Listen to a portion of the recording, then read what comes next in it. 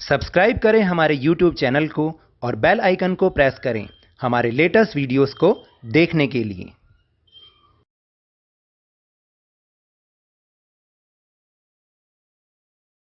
Hello and welcome to Lovneesh sir की class.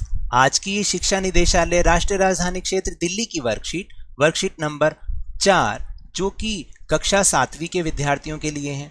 यह ली गई है विज्ञान विषय से और आज इसमें हम फिर से एक बार भौतिक गुण और परिवर्तन, यानी जो पिछली वर्कशीट में हमने भौतिक परिवर्तन और रासायनिक परिवर्तन के बारे में सीखा था, आज उसी के बारे में बात करेंगे। तो चलिए बिना समय गवाए शुरुआत करते हैं मेरे साथ और समझने की कोशिश करते हैं। तो देखिए स्टूडेंट्स, आज की इस वर्कशीट में हम भौतिक परिवर्तन के बारे में जानेंगे कि आखिर भौतिक परिवर्तन होता क्या है।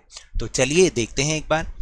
किसी पदार्थ की आकृति, आकार यानी कि साइज, रंग और अवस्था जैसे गुण उसके भौतिक गुण कहलाते हैं। याद रखिएगा, उसकी आकृति, आकार, रंग और अवस्था ये उसके भौतिक गुण हैं। वह परिवर्तन जिसमें किसी पदार्थ के भौतिक गुणों में परिवर्तन तो होता है उसको हम भौतिक परिवर्तन कहते हैं।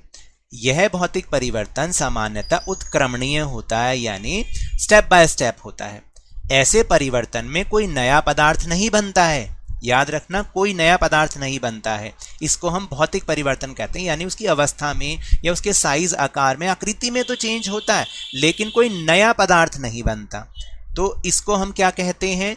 भौतिक परिवर्तन। याद रखना, मैं इसको अंडरलाइन कर देता हूँ, सर्कल कर देता हूँ। इसको हम कहते हैं भौतिक परिवर्तन। तो अब हमने करना क्या है? निम्नलिखित का निरीक्षण करें और पहचानिए कि यह परिवर्तन उत्क्रमणीय है या नहीं। उत्क्रमणीय का मतलब भौतिक परिवर्तन है या नहीं।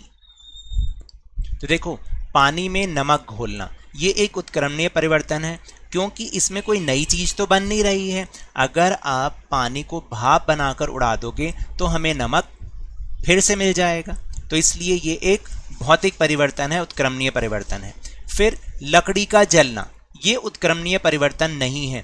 क्यों नहीं है? क्योंकि लकड़ी जलने के बाद राख बन जाती है। ठीक है, एक नई वस्तु बन जाती है। क्या बन जाती है? राख बन जाती है। तो राख क्या हो गया? एक नया पदार्थ हो गया। ठीक है, और इसमें से ऊर्जा भी निकल रही है। इसको हम ऐसे कर देते हैं,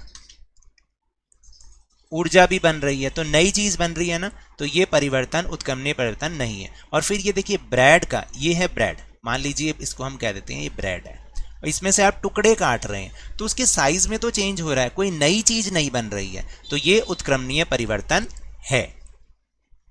अब इसके बाद है सोचिए और लिखिए। जब एक बीज को एक पौधे के रूप में उगाया जाता है तो उसका आकार भी बदल जाता है।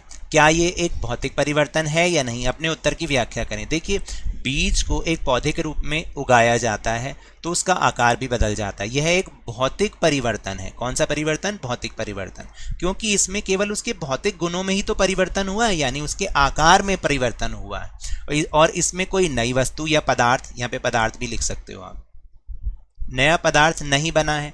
इसलिए यह एक उत्क्रमणीय परिवर्तन है, एक भौतिक परिवर्तन है। तो इस तरीके से आपको इसको लिखना है। तो ये तो थी आज की वर्कशीट। अगर मेरे इस तरह समझाने से आपको अब समझ में आने लगा है तो इस चैनल को ज़्यादा से ज़्यादा सब्सक्राइब कीजिए, लाइक कीजिए और बहुत ज़्यादा शेयर कीजिए। और हाँ, जल्दी से जल्दी इसे 50,000 यानी 50K तक पहुँचा दीजिए।